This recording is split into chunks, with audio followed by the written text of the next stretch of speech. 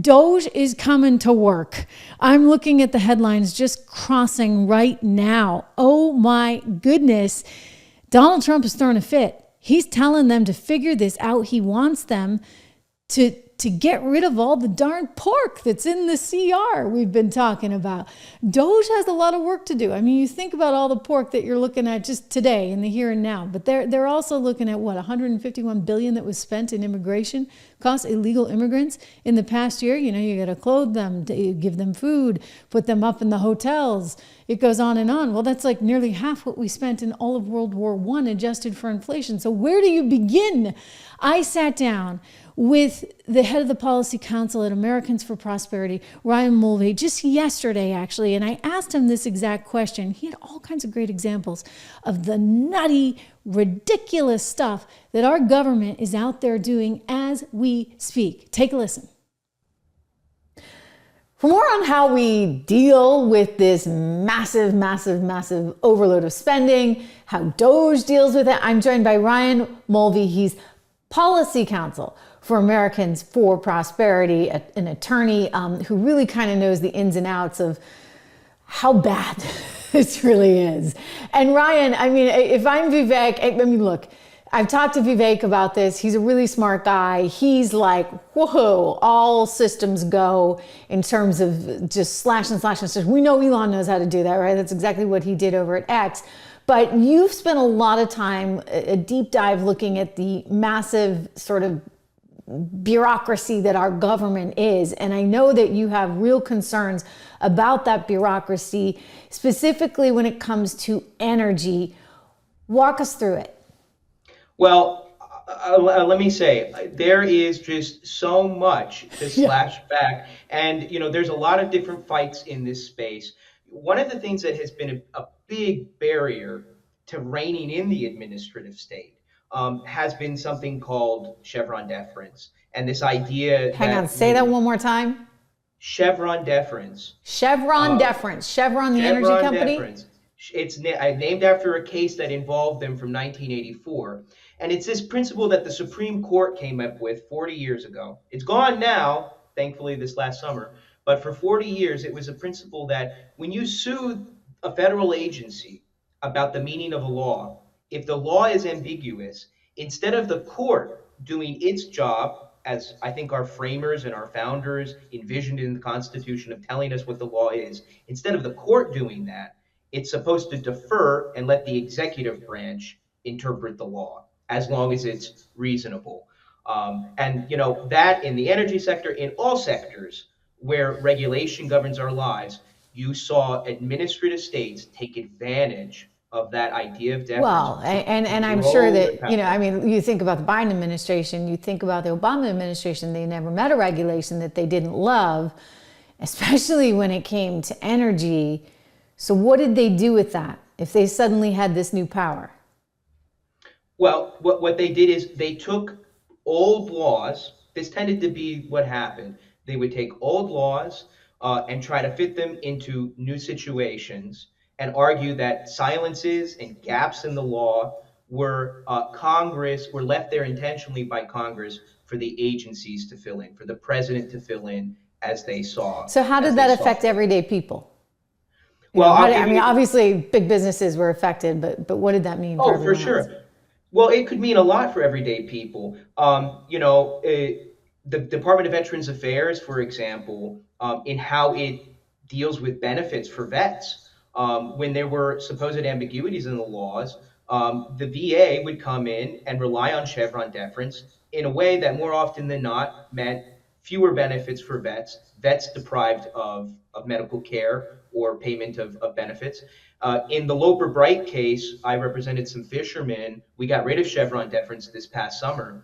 Okay, wait a second. The Loper Bright versus Raimondo, which Gina Raimondo, and the viewers know I don't have a lot of use for her. I don't think she's a very intelligent woman, nor is she up on her news curve. She's gotten hit with some really just idiotic, she's just made some idiotic statements over and over again on television. But Loper Bright versus Raimondo, what was that?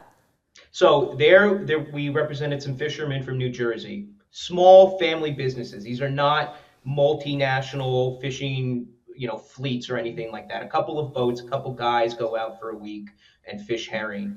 There was Department of Commerce came out with a regulation that said you have to take contractors on your boat to wash you fish, monitors. And guess what? We ran out of money, and we're not going to go to Congress and ask for more. We're just going to make you pay their salary and their travel costs. Oh my gosh. And I know, to the So tune that of like over. wipe out these small fishermen? I mean, there was the potential for Profits that. are thin enough. Yeah, $700 a day at least. And, fishing's like hunting. You don't always catch anything. So you come home, guess who still gets paid? The government monitor. And so we represented them. We sued. The government relied and was successful in the lower courts in defending this regulation because of Chevron deference. They said the law, Congress never told us we can't do this. And because they never said we can't, we think it's necessary, appropriate, and it's a compliance cost, and you So have where to is do it it. now? So the Supreme Court took the case. They said, no, you know what?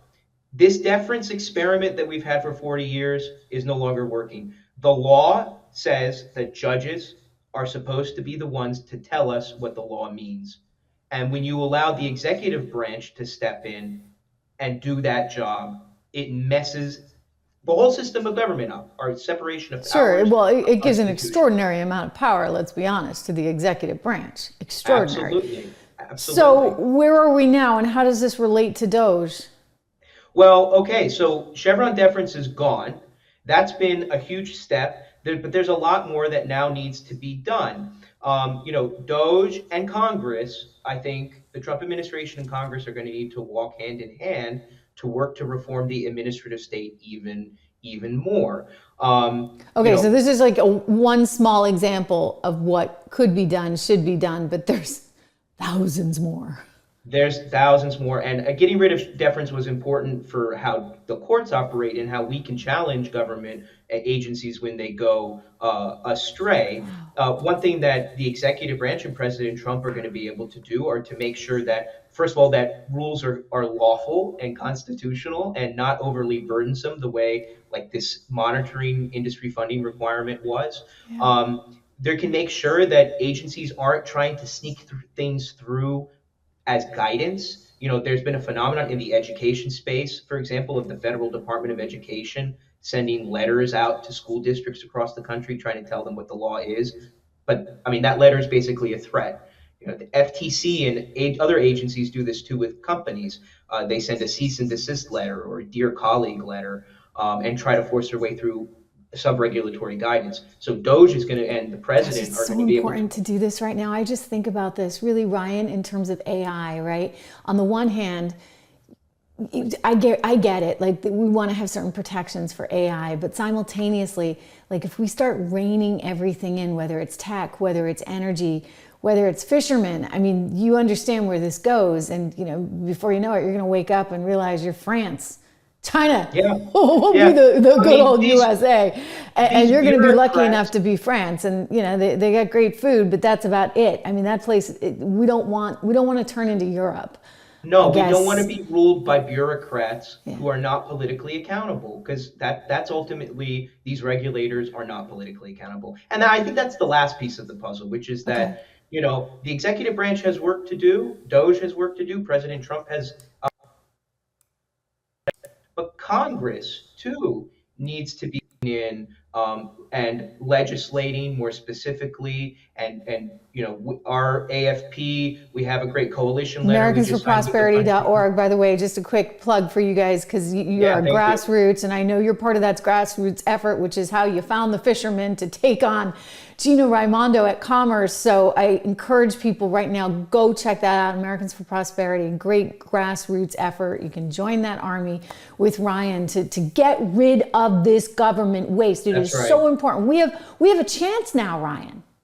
We do. I mean, this is a unique opportunity with, unified government, and there's a lot, between the REINS Act, getting the GOOD Act, the Republic Act, checking emergency powers.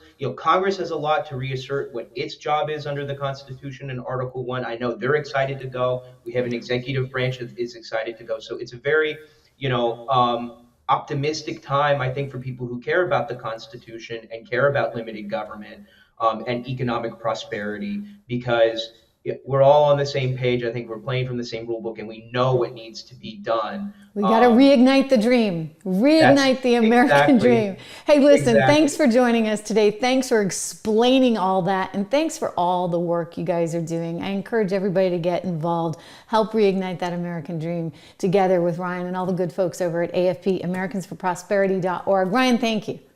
Thanks, Trish.